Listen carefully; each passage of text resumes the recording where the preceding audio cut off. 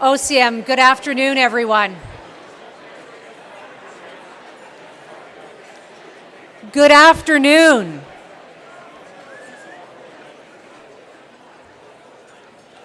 What a lively crowd on a Friday afternoon. Hello, everyone, and thank you so much for joining us. I'm Bridget Anderson, the President and CEO of the Greater Vancouver Board of Trade. I would like to begin that by acknowledging that we are gathered today on the traditional territory of the Coast Salish peoples, the Musqueam, Squamish and Tsleil-Waututh. It is my honor to be joined today by Chief Wayne Sparrow, Councilor Curtis Thomas and Wilson Williams for their 6th annual address to the business community.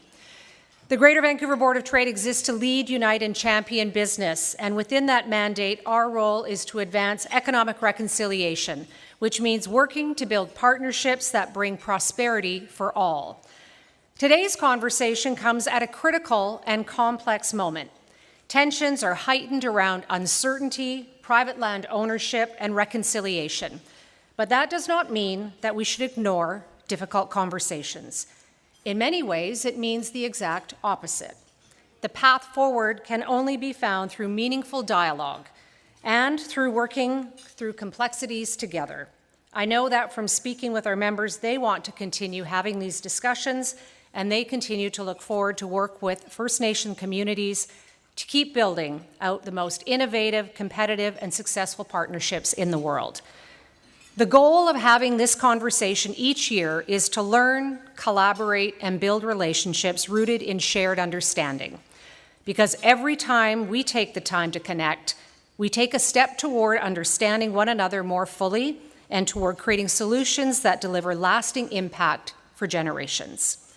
On a personal note, to Wayne, Wilson, and Curtis, I want to say how appreciative I am for the opportunity to continue building meaningful relationships with you and your communities. And I am looking forward to the conversation today because it is always one of my favorite, in part because I'm never sure exactly what we're going to talk about. I leave it up to the three of them. But I do want you to be part of this conversation, and you do that by logging on to slido.com, and the password for today is reconciliation. On behalf of the Board of Trade, I would like to thank our generous partners for making today's event possible. Thank you to our presenting sponsors, Vancouver Fraser Port Authority. They have provided each of you with a postcard at your tables explaining the origin of the patch used by the Vancouver Fraser Port Authority's Harbour Patrol. It is designed by a local Indigenous artist, and they have also donated a prize pack. But you know the rules. You have to be here in the room when I announce that. And also, you need to be here in the room to receive the prize pack. Our other presenting sponsor is RBC Royal Bank.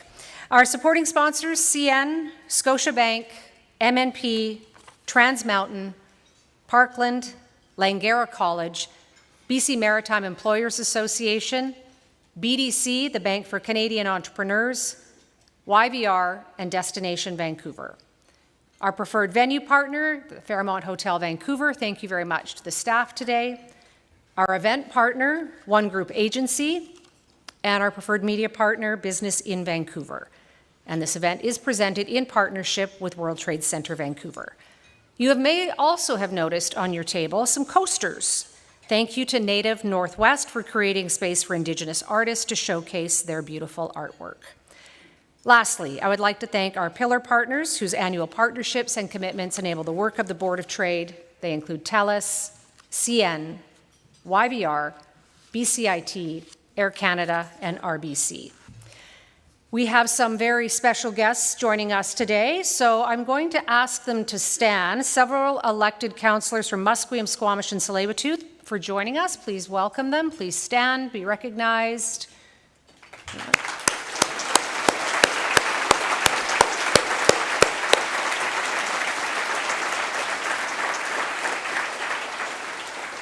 And I would be remiss if I did not also acknowledge some board members of the Board of Trade: Roy Schwinn, Tamara Vrooman, Peter Zada, Dr. Jeff Zabudsky, Susanna Pierce, and Stephen Lee. I now have the pleasure of inviting Peter Zada, President and CEO of the Vancouver Fraser Port Authority, to deliver a few remarks. And as he makes his way up to the stage, please turn your attention to the screen for a message. At the Port of Vancouver, we're used to changing conditions.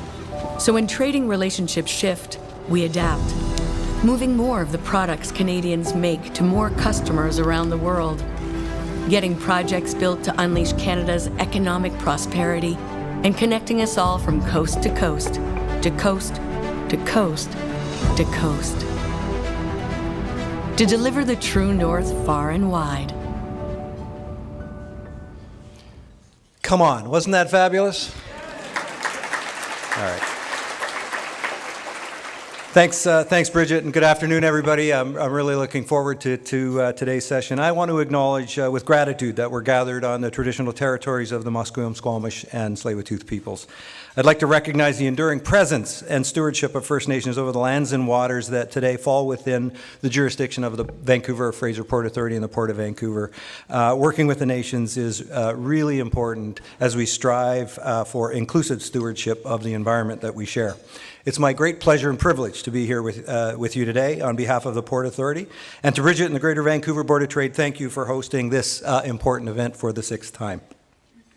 Chief Sparrow, Chair and Spokesperson Williams, Councilor Thomas, thank you for coming, and we look forward to you sharing your perspectives and insights. And as Bridget said, it's always a bit of an interesting ride.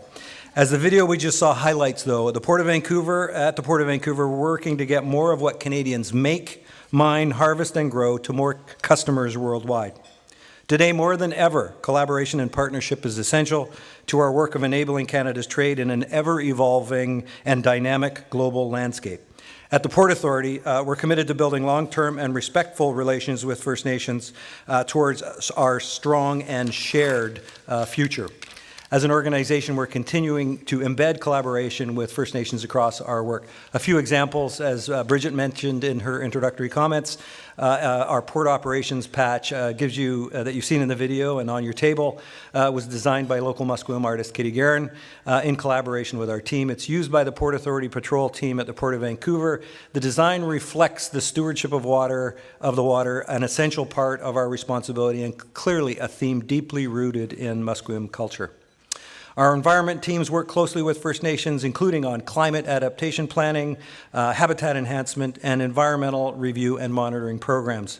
First Nations input, perspectives, and traditional expertise are key to ensuring that port development and activities happen in the right way for the environment that we share. On the economic side, we're excited about the progress on the Roberts Bank Terminal 2 project and the economic opportunities it is expected to generate, including employment, training, procurement, and others on a broader regional basis. I'd like to thank all the nations that are here today, and I look forward to discussion, as I know it will help us keep building the relationships to support a strong and shared future. It's now my privilege to introduce our panelists. Chief Wayne Sparrow was first elected Chief of the Musqueam Indian Band in 2012 after serving as an elected councillor beginning in 1995. He's Chair of Musqueam Capital Corporation, the economic development arm of the nation.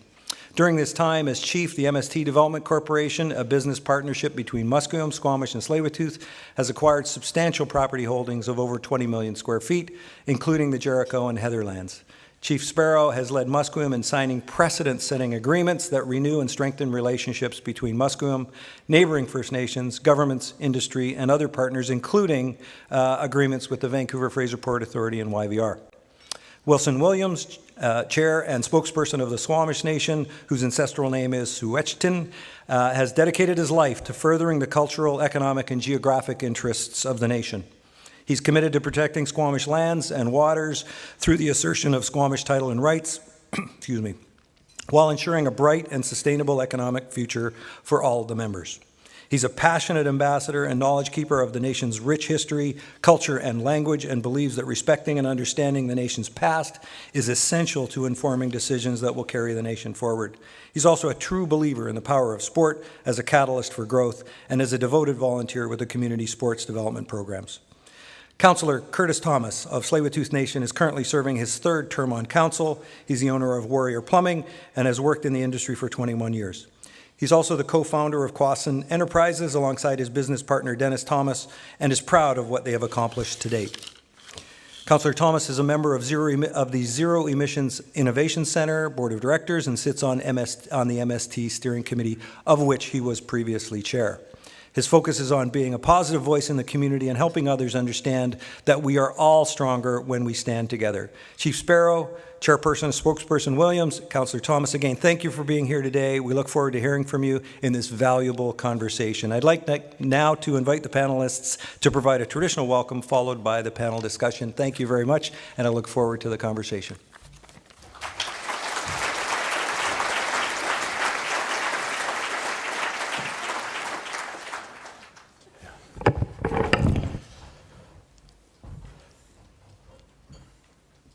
It'll be one of us doing the welcome, and I want to thank my family and Chief Wayne Sparrow, Councillor Curtis Thomas, the respective councils and leadership that are here and their members, which are our families. First off, it's so good to see all of you. I want to start by thanking the Greater Vancouver Board of Trade for leading the way to help build our economy, evolve our business minds, strategic plans, but most importantly, build our community as we live in the best city in the world, here in Vancouver.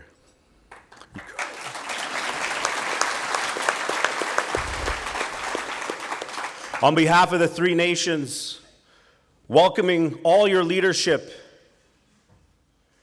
your whippy solutions to the challenges we face today, not only in Canada, but across the world. We need to move at the speed of business. Our Indigenous people are realizing that. We are in rooms. I was at a prestigious room yesterday in the RBC Towers in Toronto talking about solutions to the nations that don't have opportunity. It's our nations that are leading the way, but empowering other nations to open doors for opportunities. But we can do it together. We are doing it together. On behalf of our three leaderships, we welcome all of you. It's a pleasure to share a meal with all of you. I'm getting nervous because I'm on a panel. But to be with you as strangers, friends, relatives, we hold you up. Yəχʷyaχʷələq Tanoya Osiam.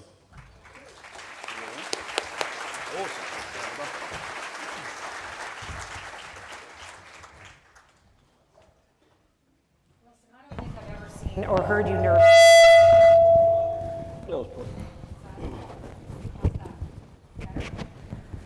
I don't think I've ever seen or heard you nervous, so I'm not sure that that is accurate. Okay, so I think a good place to start this conversation is looking back. We do this every year around this time of year. Thank you very much for being here for the 6th consecutive time. Let's start with a look back of some of the major progress that has been made in some of the initiatives or projects that you have been undertaking. And maybe I'll start with you, Chief, and then we'll work down the line. Well, you know, the last year has been really exciting with the Three Nations. The Heatherlands are in the middle of getting really momentum and building on the AHI that we referred to last year. So, you know, with the way the economy is going with the development, you know, a lot of things are slowing down with a lot of the developers and thing. But, you know, what we talked about last year is the same thing that we talked about this year, you know, building those partnerships, even with the government, so we can be successful in resolving some of the issues that we need to bring back to our own communities.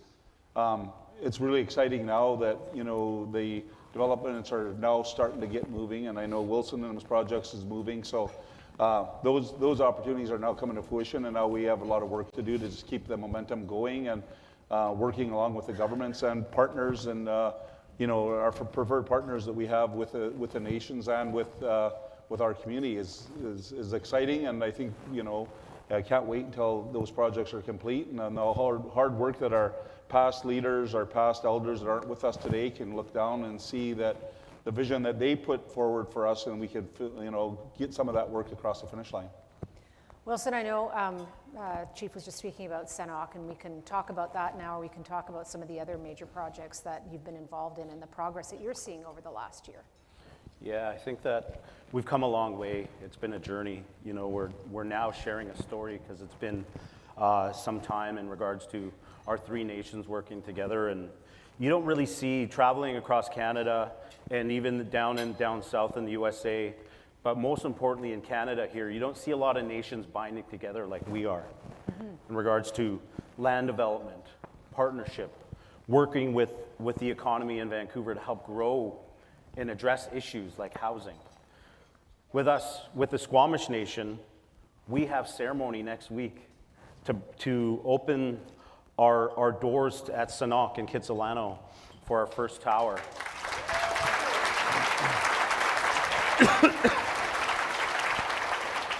And residency starts on June 1st, so get your application in. It's a 12,000 people wait list. Can you believe it? In Vancouver, yes, I can believe it. That's fantastic. And you know, when we think about that, we're doing it with our people. So next Friday, we're doing it when we open the doors, we're doing ceremony.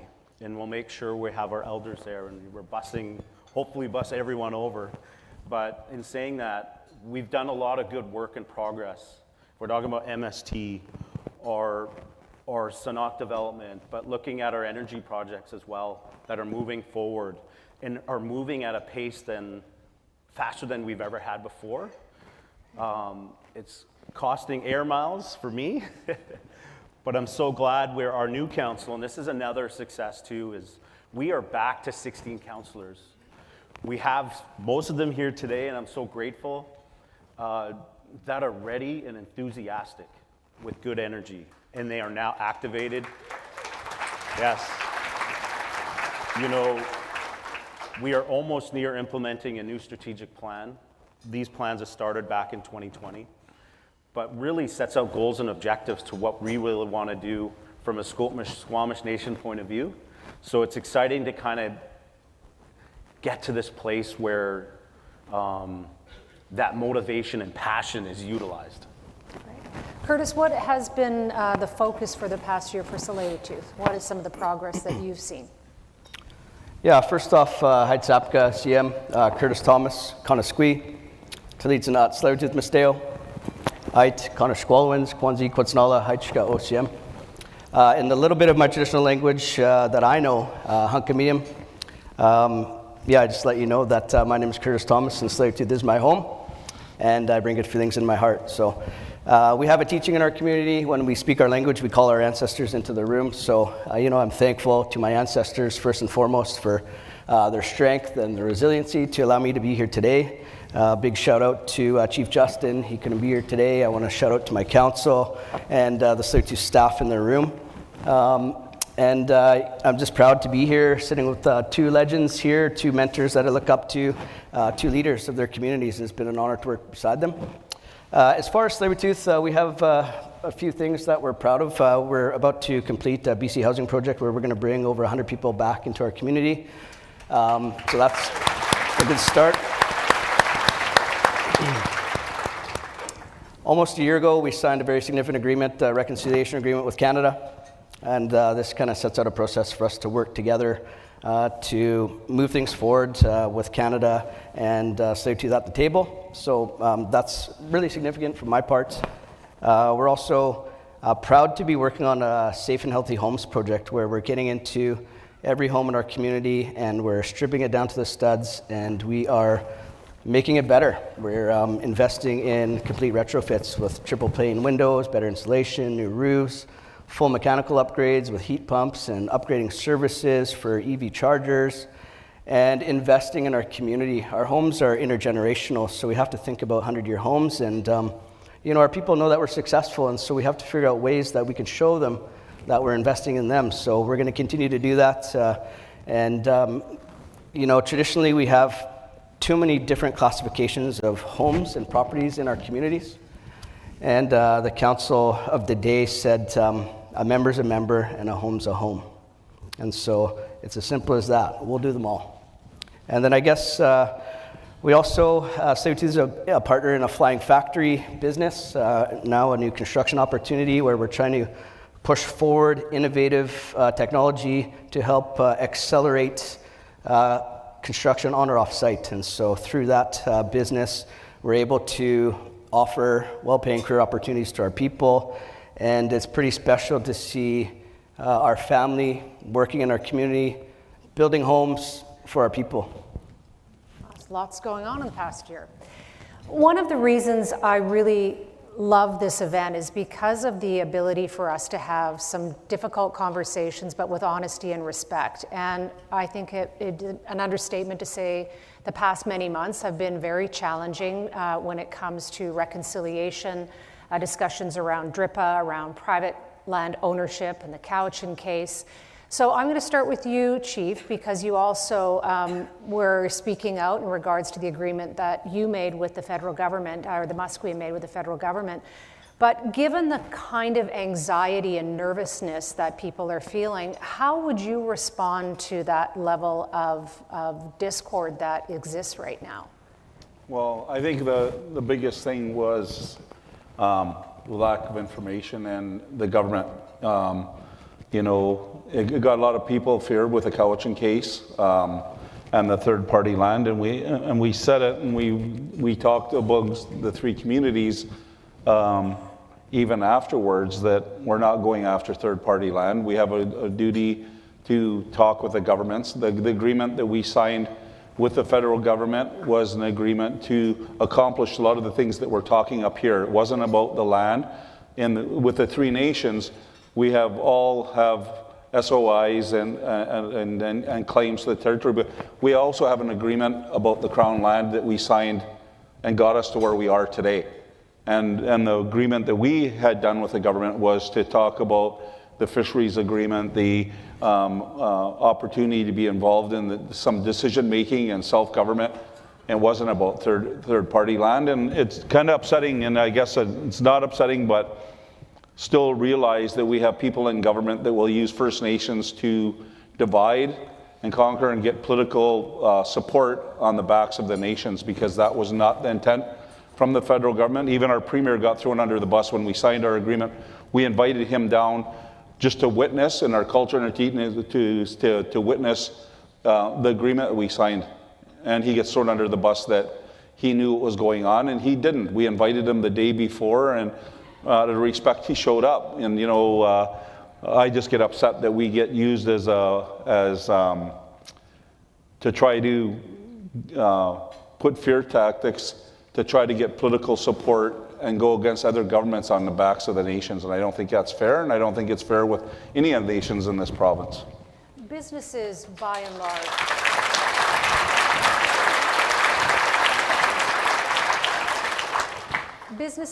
large, support very strongly economic reconciliation. Wilson, you were just in Toronto, you said yesterday, finding a path forward. And you know, this is really the top question on Slido. So it's really the question on people's minds is, how do we move forward? What is the path forward? Yeah, just to sort of add on to Chief Wayne's words too, it's very upsetting that that narrative of nervousness is out there, because of all the progress we've had made in you know, the many years leading up to today, and really looking at what's a way forward. You know, working intimately with more transparency with both the federal and provincial governments. You know, working with private sectors. You know, building those relationships where that trust is built.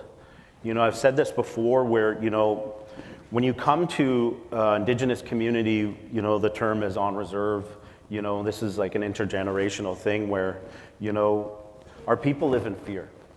When you come knock on their door, we have our guards up. And I learned this straight from my mom, yelling at who's at the door, because that fear is, what is someone here, they're gonna take something away from us. We've made so much progress. When we look at UNDRIP, when we look at DRIPA, we look at the relationships that are built. You know, we are in a primary place in Vancouver. We've hosted and been part of the Winter Olympics. We're part of the FIFA World Cup that is 40 days away. But when we look at progress, we got to look in our backyards and our governance as well as Indigenous people. You know, when I talk about earlier, nations working together needs to happen more. Mm-hmm. Where we empower each other, not just on traditional or reserved lands, it's looking at working together on other lands. We are building that sophistication to be in these rooms and have the solutions together. Curtis, what has been the impact from your perspective of the kinds of discussions, the coverage in regards to economic reconciliation? Yeah, I think. Can you repeat that question? I'm just wondering from your perspective, the impact that you're seeing given the kind of coverage and discussions that have been happening in recent months. Yeah, you know what? I think the current time of uncertainty, right, globally, is a challenge. And I think the rhetoric and, some of the myths and disinformation that's being put out by, in my opinion, bad media to kind of create that divide and conquer mentality isn't really symbolic of what at least these three nations are trying to do. I think going back to that question, take a look at the first MST project that'll come online. It's the Heatherlands. It's 26 acres. And so back in the day, our leadership of the time had to put our differences aside to come together. And that's really important. That's the strength that they had. And so we always got to remember that. But at our very first project, we're going to be good hosts, we're going to be good neighbors, and we're going to help. And we're going to deliver 2,600 homes to the market at a 40% discount. And nobody else is doing that.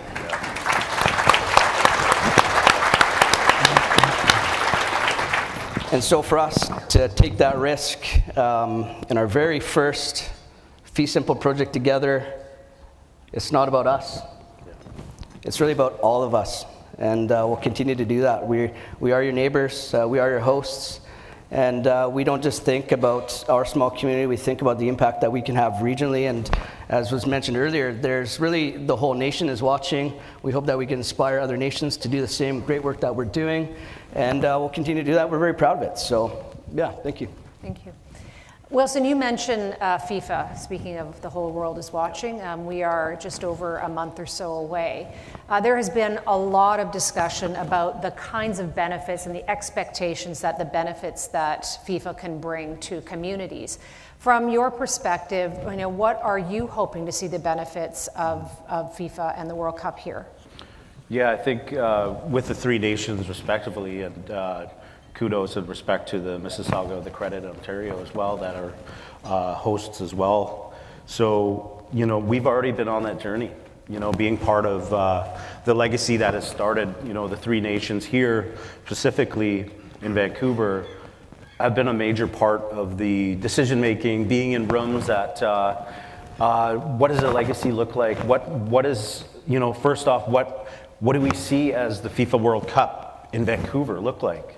And I've said it everywhere. We're going to be the best hosts compared to the 15 other cities in North America and Mexico here in Vancouver. Are you expecting that there will be community benefits, though, and what would those look like? Yeah, there's legacies there that we started. We, with the three nations, we've done a lot of good work with the provincial government on some legacy funds. One of the big things we're excited about is a track and a field that's going to be a major longevity legacy for our nation itself. And above that too, when the games do happen, we are in a ticketed program that's going to be drawn to our youth, but also we're going to be an official host venue for the games in our new playing space in our Chief Joe Mathias Center that's open to the public. And it's going to be on the official map of FIFA as a welcoming space, but also to accompany the Canada House, which is at the shipyards. So you get that communal feel from the FIFA as well, because a lot of people won't be able to go down to the amphitheater and the P&E for the parties there or to get into the games. Fantastic. I want to stay with the theme of football, not soccer. Chief, I want to ask you about the Whitecaps. So I think all of us in this room would say we need to do whatever we can to keep the Whitecaps here, and it is looking a little dire right now. Chief, from your perspective, is there a role for MST to play in these discussions, and how can we all come together to try and keep the team here? Well, I think we did the three nations met with the Whitecaps a few year and a half ago when they first became up for sale, and we started some dialogue, but it hasn't gone as far as we thought. But we talked how we could collaborate and work together to try to resolve some of them, i.e. the lands and potential municipal lands or crown lands, that we could work together and do that. And we had some discussion with the Whitecaps, and I think, for this economy and everything to move forward, we're all soccer community. We're traveling this weekend to Chehalis. All our kids from 5 and under to 16 and under from all 3 communities will be traveling, going up there. So, like Wilson said, sport brings us together. I don't think we'd be here where we are today if it wasn't for the Olympics.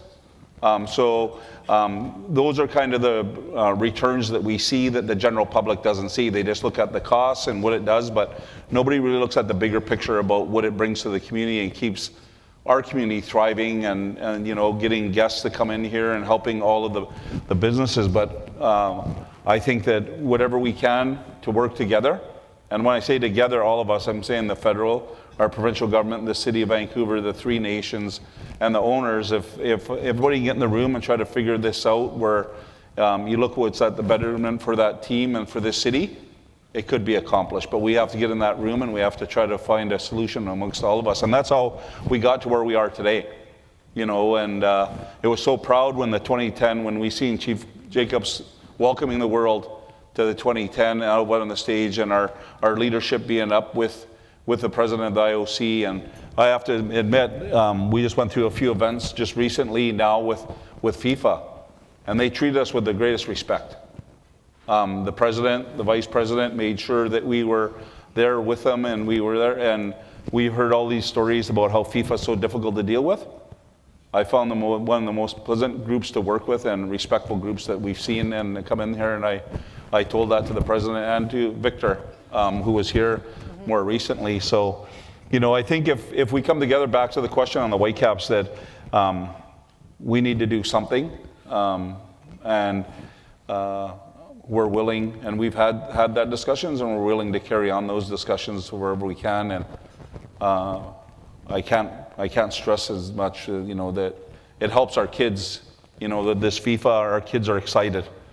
Our kids are up there. They just all participated down at UBC, with the legends, and had a soccer camp with all the FIFA reps and everything all down there. And to see the kids smile, that's what people don't see. They just look at the dollar amount, but what it does for our communities and those city and provinces, words can't express it.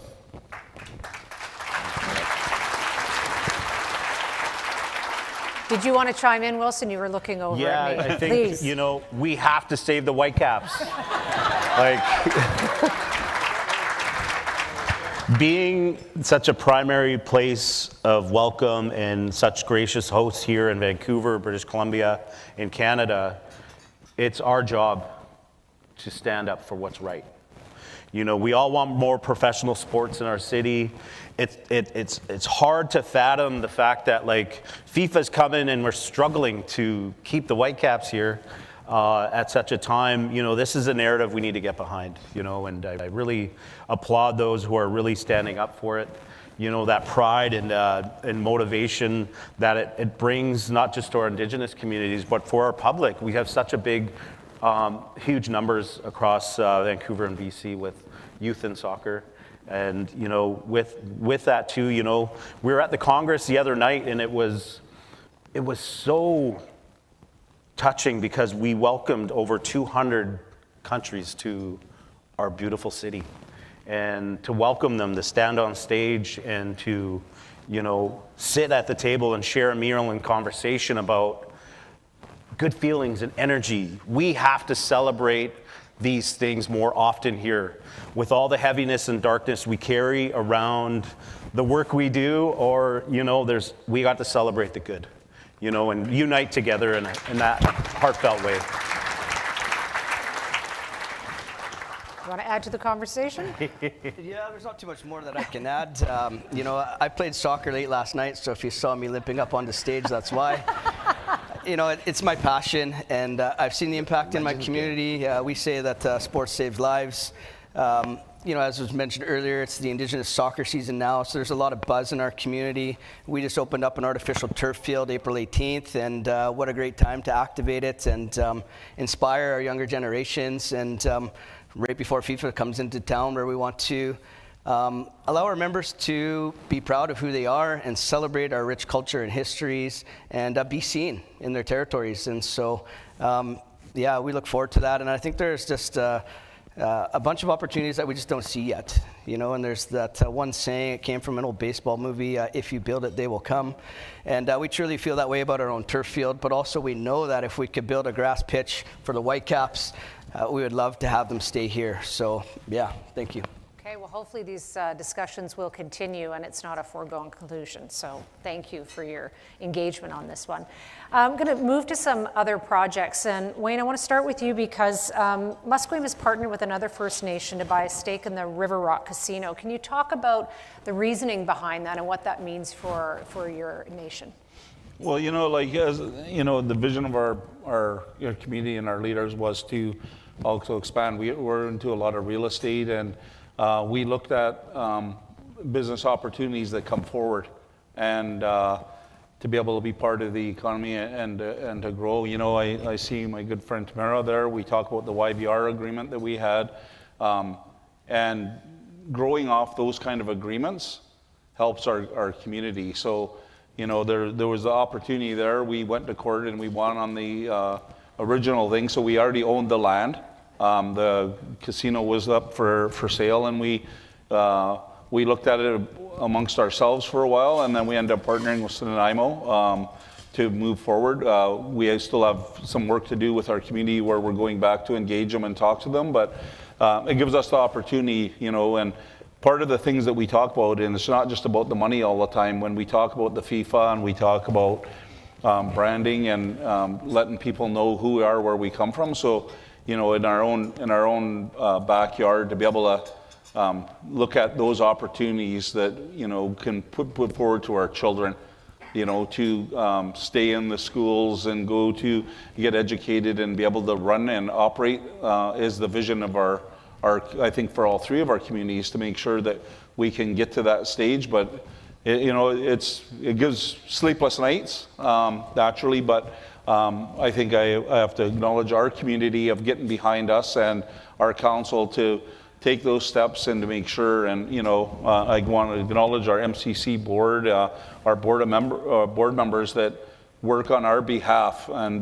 give us the best advice that we can so we can be successful. And you know, like we've always said, we want to walk side by side, not in front, not behind. So it's very exciting, and I know the casino people are here. They're great individuals that are also helping us when we got to this decision and advising us on what we're putting our foot into. So I want to also acknowledge them. Thank you. Curtis, the Tsleil-Waututh had an election in the past year. Congratulations on your re-election. There's a new chief in place. Can you talk about some of the priorities going forward for new chief and council? Yeah, you know what, as elected leaders, it's our job to listen to our community. And so one thing that came out this time around was really about health and wellness. You know, making sure we're not leaving anybody behind. Our communities are still healing, and that's the reality. And so when we can support them, meet them where they're at, it's really investing in our people. And so that's one thing that's really important. Also, we see a resurgence and a want and a desire to have access to our language. In Tsleil-Waututh, we speak Hunkaminam. In one generation, it was lost. There's a generation of my grandparents' age, they went to residential schools. My father, his grandparents didn't speak English, but he never learned Hunkaminam. And so we're still working hard. Again, that's investing in our people, going outside of our community to help or ask for help from other communities where traditionally we had to hold our language and our culture close to our chest because in some cases it was illegal to practice. And so it can be hard to build that trust and ask another community for some of their sacred history and their sacred teachings. But it's important because we have a duty to try our best to teach it back to our people. So language, culture, and you know, we think about the future of economic development. You know, we think about the 3 Ps, the planet, the people, and the profit. They're all equal. And when we can take care of our people, we can take care of the planet, and hopefully make a little profit at the same time, it just allows us to further invest in those crucial gaps within our community when we talk about inward-facing services to help our people heal, to help them get involved, to help them inspire or be inspired, and to further invest in their future education and skills, training, and mentoring. So yeah, those I would say are 3 big priorities for us. We look to figure out what is the future rec dev for our community, how do we diversify our revenue, and be more than, we call ourselves land developers, but I really feel like we're land owners, and we're still figuring out what land developers means. We're doing it very successful at MST, but I still think we need to start pulling a bigger piece of our own economy back and keeping it in our communities, and just inspiring our people, our younger generation. You can be anything you want, because now we've got a $50 billion economy that we're building locally. You tell us what you want, and it's our job to help them along the way. And it's also our job as leaders to recognize the gifts in our people and pull it out of them over time. And so if we can do that, we'll be very happy and quite successful. Also some changes at Squamish, some changes in governance, and you mentioned that you're working on a new strategic plan. So what will that look like, and how will the priorities maybe shift or evolve? Yeah, through the success of the past 2 strategic plans, we're really evolving to a place where, we have 13 new councillors out of 16 at our table, but they represent such strong families and lineages that carry that history to the table. So you can see the passion, the enthusiasm, and motivation to, in a keen ear, to not only learn about the governance, but bring some of the passionate initiatives forward. We have a real passion around community safety right now, and all our Indigenous communities have this common challenges with intergenerational trauma and so on and so forth of, substance abuse and mental health. We declared a health crisis, and I really want to applaud our council for doing that and, really coming together and addressing these core issues, really making it humanized, because these are our family members, and I lost my brother in December because of this. But when we think about these challenges that are so real, let's look at measures of preventative to be able to say, okay, we want to get these drugs or, address this mental health issues. Let's preventative measures. I see amenities come into our community, practicing ceremony, being united with our families, our generational plan to move our people home. That means building more housing. We have a 95-unit transition home for our people that want to get on a wellness plan. These are all in operation now through our HEM Housing Society. So we're working together in creating these entities, but behind the scenes, we're negotiating for grants with the federal government, provincial government, working with the municipalities. And we have Inchikai Development Corporation to really look at where we're at today, but with the vision and the leadership through our council and governance, sets the mandate for Inchikai Board to say, hey, this is our working orders in terms of reference, and it's working. Inchikai has been around for 6 years, but the progress that is made, us coming over and above a challenge with our partner at Sanok.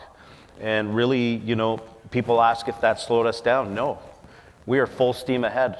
We are ready to go. I think we're planning our next trip to Ottawa. I'm looking at Inchikai, but we're looking at how do we work together, and it's understanding the political climate, the economy, and the challenges we're facing here in our community, but in the broader community of Vancouver. I want to make sure that I bring in some of the questions from Slido, and quite a few of these questions are focused on reconciliation and moving forward. And there's one question there about the gaps in reconciliation, and as far as not just government, but industry, businesses. Wayne, maybe I'll address this one to you. So where do you still see those biggest gaps beyond what's happening maybe in the political realm right now? Well, I think we've been saying it, the gaps can only be closed by having discussion and finding what our visions and our goals are. And if we can do that, then we can close those gaps. And I think that's what I started in my comment saying, that I think the gaps are created by arms of government that are trying to get into a position, and that's not what we want. That's not what I want, and I don't think that's what our community wants. Is, you know, we have to close those gaps and show that by working together. You know, we're in our community, we're the exact same. Musqueam's only got 500 acres. When they created the reserve, we got 500 acres of reserve land, and we're in the same boat as our relatives. We need to bring our band members home. We don't have any land to build them on. And, you know, so when we go there, and that's what I was saying about the gap and closing, you always hear always in the general public about, oh, the nations are getting this, the nations are getting that. Well, we need to close it by getting the true facts out there and what our vision and goals are. One on our community and one in the society in the lower mainland. What then, Chief, is the significance of the deal that was announced with the federal government and the Musqueam? Pardon? The significance of the deal that was announced between the Musqueam and the federal government when it comes to economic reconciliation, it comes to the future for the Musqueam. Well, like I've said before, you know, to be able to sit down with the governments to find out what our vision is. You know, going back to Musqueam with Laylam and that we sat down. We needed some land for economic to do exactly what Wilson's saying, to bring our band members home.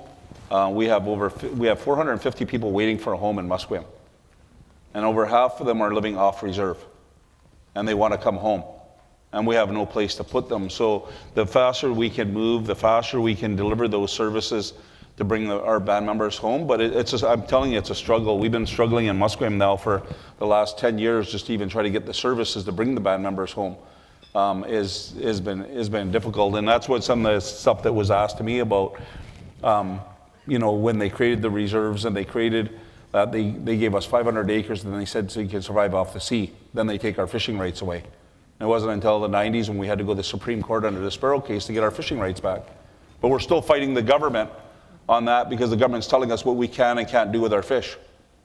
You know, it's ridiculous. It's, you know, how can we move forward and fill in those gaps when I keep referring to, I think it's a political football and people pull on each arm and try to do that, but not looking at what's the betterment for our community and how we can work together so we can accomplish these things. And, you know, I agree with Wilson in saying we have to get our community healthy before we get too far ahead of ourselves. And we can do that by working together. And I keep stressing, I can't stress enough of how we need to work together. And our partners here in this room, I think they understand that now. And you know, the last 10 years when we started MCC, it was always about money. It was always about how we can move forward. And I think from our MCC board, our MST board, they're learning about how we want the vision to move forward and close those gaps. And the people in the room they're not going to be the politicians. The people in the room in here are the ones that are going to make the change. I noticed on Slido a question, it's probably way down on the list, but talking about the difficulties and the challenges in the development industry right now. And each of your nations have got housing projects moving forward. MST has got housing projects. So how are you addressing what is becoming a very tenuous situation an untenable situation for many developers who are looking to get projects over the line? Yeah, I would say, you know, I want to say working with First Nations is the answer. When we look at reserve land and what we can do, the example is when you cross the towers driving south on Burrard Street Bridge. When we look at that, there's a huge story there. Out of sight, out of mind for over 100 years. You could imagine that groundbreaking ceremony. We brought our elders and our families to that belong there, that come from there, that emotion. We were able to find that medicine before we broke ground. That told us we can do this. In saying that, the challenges we're facing with the economy, you know, we're finding solutions. We are 4 times faster offering 1,400 homes this year than the city is doing. So this is something innovative, and we're in rooms right now with MST talking about Jericho, which is it's a new community in Vancouver, to address the growth, but not only that, the economy, bringing workers in, people that want to live here, and really kind of enhancing the vibe of Vancouver. And what does that timeline look like for that project? Jericho? Mm-hmm. Well, there's 2 parcels in Jericho. We moved a long way since the last year. I think last year the City of Vancouver approved some policies around that gave us a boost to move forward in a more efficient way. And I think our Mayor of Vancouver, Ken Sim, has said that all along since he got elected, to review policy to make it integrated and better evolved for the business community and the growth of Vancouver. So it's still quite a bit off, and there's still a lot. We're a few years away, but the work doesn't stop. This is where I would say the grunt work in decision making and having our people in a room. We got great staff with MST. We got great leaders around the table. You know, we just appointed some great leaders to the MST steering committee, and we have Inchikai reps on the corporation as well. So, you know, we're comfortable, but at the same time, we're ready to move and activate in a way that meets the needs of today, not the needs of yesterday, because we're no longer working in decades, our Indigenous people, and I'm so proudly to say MST is working at the pace that it needs to be. And as far as Tsleil-Waututh, and one of the priorities, I understand there's an application to add about 45 acres to the Maplewood area. What would that mean for Tsleil-Waututh if that was to go through? Well, it's not a matter of if, it's a matter of when, first of all. And I think, you know, we don't even know the impact yet, but it's going to be significant. That's Tsleil-Waututh's first ever purchase of fee simple land in our territory. And we tried to go through the municipal process. And there was just too many barriers, too many hoops. And at the end of the day, additions to reserve is an avenue towards sovereignty and autonomy, and giving us the control to do what we want, and to really make sure that it's Tsleil-Waututh led and Tsleil-Waututh through and through. And it's all about, you know, those next 7 generations that will really see the impact and the benefits. It's about creating those well-paying career opportunities. It's about committing to our people to not only build them affordable homes, but to get them jobs, to get their businesses involved, and really be proud, knowing that we did everything we could to make it the best development in our first ever off of our own reserve lands. There's a couple of questions here about jobs, skilled trades, and about partnering with colleges and universities. I don't know who, maybe all of you can comment on this. There's a couple of questions there about what's it like to partner with colleges and universities, and then, you know, and also another question about how do we ensure, and really what comes to mind, the connective tissue, is we're talking about all of these major projects in Canada, or housing projects, and we need people to build them. So how are we doing that, and how are we accessing what is Canada's fastest growing population, which is Indigenous youth? Well, from our perspective, I see Langeras here. I see University of British Columbia. You mentioned one, now you have to mention them. Yeah, no, I'm just saying. And we talk about Simon Fraser. We talk about all of them, and I think what it is partnership again, and to understand. You know, my sister Gail sits on with Langara, and we have representatives on all of those universities and colleges to do what we're talking about here.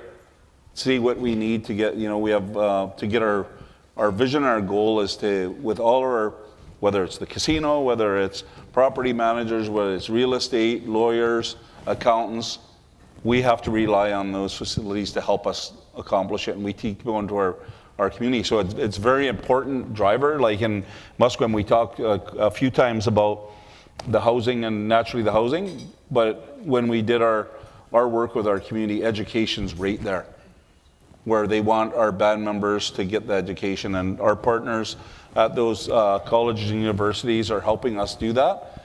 But we have to do work on behalf of our community to do that. And you know, I acknowledge the work that they do to find out, and to help us prepare to get our band members that qualifications, because we don't want it just as an entitlement for our community members. So I have nothing but respect for every one of them that show the time to come into our community to learn what we're trying to accomplish and how we can get there and how they can help us accomplish it. And every one of them been great with us.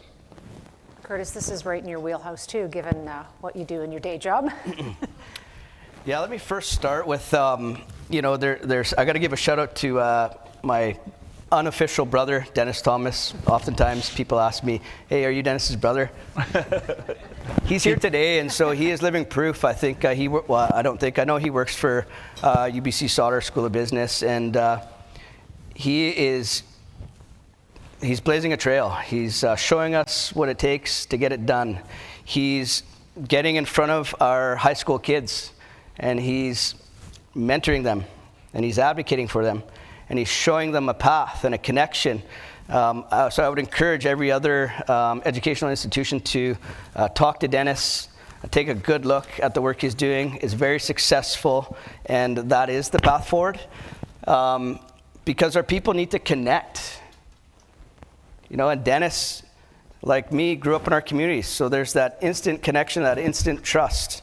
It's different than a non-nation member showing up in a suit and tie, giving a half-hour PowerPoint, and then leaving. Dennis is in the weeds with his team, and they are making sure that those kids are connected. They have a clear idea of the opportunities that are in front of them, so that is great. Shout out to Dennis and Sauder for the great work. I think from a trades perspective,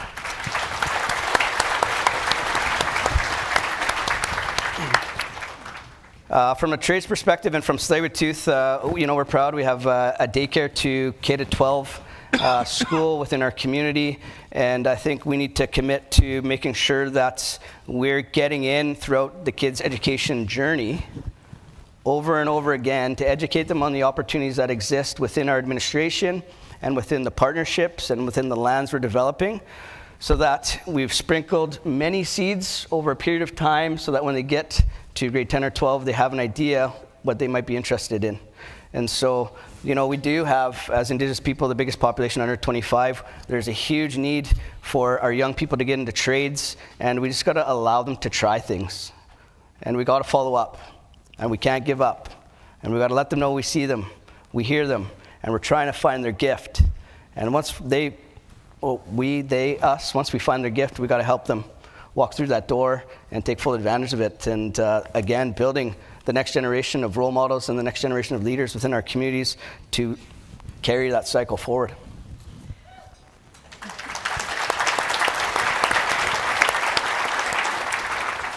I want to end our conversation back where we started. This is the 6th annual MST event, one of my favorites. And when we sit here in year 7, a year from now, what do you hope to see as progress, whether it is MST progress or your own nation, or the more complex progress that we hope to see, whether it comes on economic reconciliation and some of those discussions? What would be your key message to these business leaders in the room? I'll start with you, Chief. For you to say we're our favorite, not one of the favorites. So next year,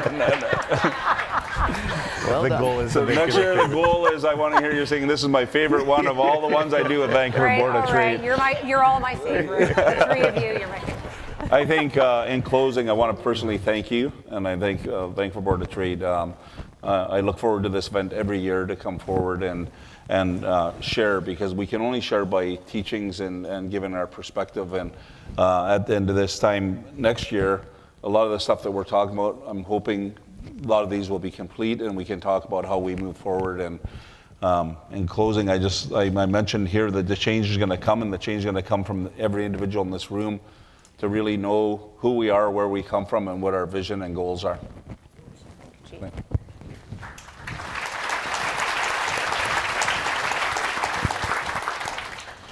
Yeah, I think, you know, when we come back here next year, we want to look at, when we talked about gaps earlier, we really want to open the conversation around, that mutual understanding, mutual respect, mutual alignment. With all these things we talk about, we could only do it in rooms that, where we have real conversations on a vision. We find that mutual vision. And, when we talk about, okay, this is who we are, where we come from, we want to know who you are and where you come from. What's your story? What's that vision? It's not all about, okay, let's all make millions of dollars. We're looking at generational wealth for our people, for our MST families. And what does that look like? Let's paint that picture together. The unity we need with the business partners, the educational institutions, our families and our children going to these schools, but also going and enjoying that social life. Let's live, work, and play like we never had before, and do it together. And I really want to thank everyone for their open heart and mind, for understanding the intimacy with Indigenous communities, especially here on the coast with our Musqueam and Tsleil-Waututh and our Squamish families, because this is how we come together. The Board of Trade is meant to network, and we are doing that. Let's keep our heads high, our ears peeled, but our heart open. And I really want to thank you, Bridget, and the Board of Trade for creating this space for all of us. And we're growing. The reality is, same with our economy needs to grow, our education institutions, and our family and loved ones that we go to at the end of the day, because we still have a home that we rest and rejuvenate to come back out here. So, Musqueam.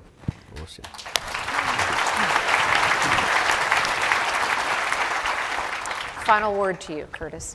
Okay, here we go. It's better be good. You know what? There's the Three Nations MST, our political committee, met this week, and we made a commitment to invest in growing the MST machine. And so, I think this time next year we'll be even bigger, even better, and we'll be tackling even more projects. And so I'm grateful for that. It was a big day this week, and we do have to put our differences aside from time to time, recognizing that when we get in the same room, we have to think about the best interest of not just our individual community, but the three communities together. And I was very proud of that moment this week, and it's a sign of our strength. And we look to build upon that, and we look to really, again, be those good neighbors, be those good hosts. And when we continue to develop this city, there will be certainly a different type of projects that will be Indigenous-led, that will be thinking about the environment, thinking about the people, and hopefully taking a little bit of that profit and reinvesting it into our communities, because it's all about the future health and wellness of our people. We're going to continue to heal. We're going to continue to be proud. We're not going anywhere, and we thank you all for your time. We thank you all for your commitment to work with us. Our doors are always open. We're open for business. Don't be afraid. And I think, reconciliation in action, right? It's a journey. It's not a destination. And so for yourself, for your organization, define it. What does it mean for you? And then support that by policy and procedures, and don't be afraid to get it wrong, because we're in this together. And so I'll leave you with that. There's another saying, you could have been anywhere today, but you chose to be here. So with that, we're grateful. yəχʷyaχʷələq.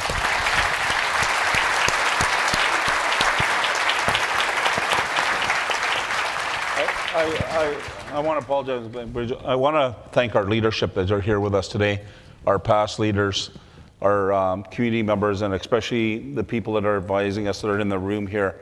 I want to publicly thank the commitment that you do on behalf of our communities to get us to where we are today. And, we're doing this not for ourselves. We get to sit here, but our leadership that work with us, that are sitting in this room, are the ones that are helping. We get to sit up here and answer the questions, but we wouldn't be able to do it without each and every one of you and our community that supports us to go there. And I want to close we're doing it for our kids and our next generation. I felt so proud of the years that I was there, Coldplay, when they first came, first time we ever did it. And I see Ken's here, and it was such an honor. And they asked us to do first time, because we do land acknowledgements and welcomes at major events, but first time at a concert. And he asked if the kids could do it. And to be able to stand behind our youth using their language and letting them speak on our behalf is what everything that I think we're trying to accomplish from our community to put our kids front and center and make sure they're successful in the future. Well, I want to take a moment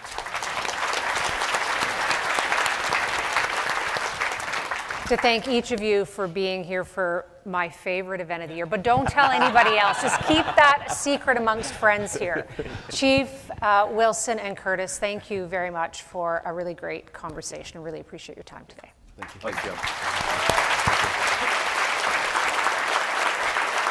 Thank you. Thank you. Thanks. All right. Where yet, though, we do have a couple of items of business yet still, so I'll let them leave the stage. Please. Thank you.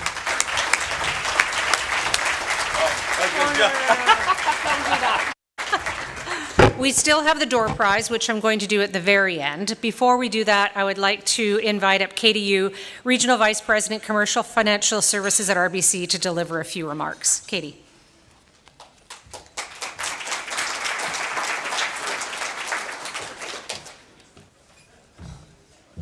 Thank you, Bridget.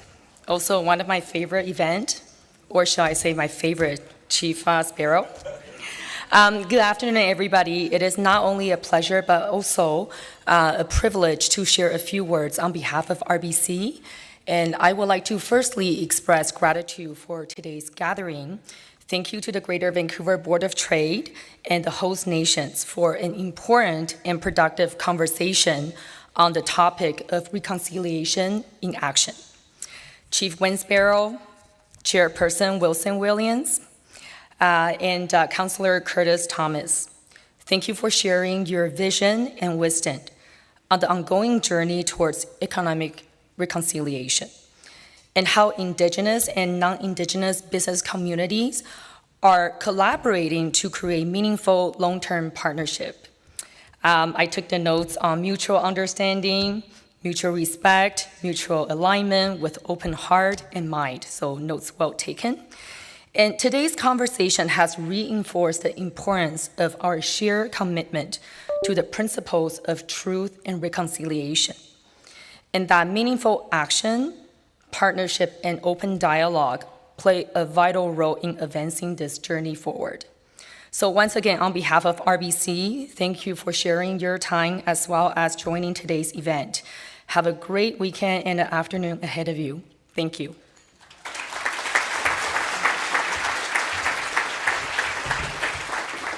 All right, once again, I'd like to thank our sponsors for making today's event possible and the Fairmont Hotel Vancouver. And our last order of the day is announcing the winner of our door prize, courtesy of the Vancouver Fraser Port Authority. You have to be in the room. Jeff Matheson from Tetra Tech. Okay, you can see the team at the back of the room. Thank you again to Wayne and to Curtis and to Wilson. I really appreciate the conversation. The last thing I will say is what I'm hoping for when we're here next year at this time is that we're celebrating that the Whitecaps have stayed. Thanks to all of you for coming. Have a great afternoon.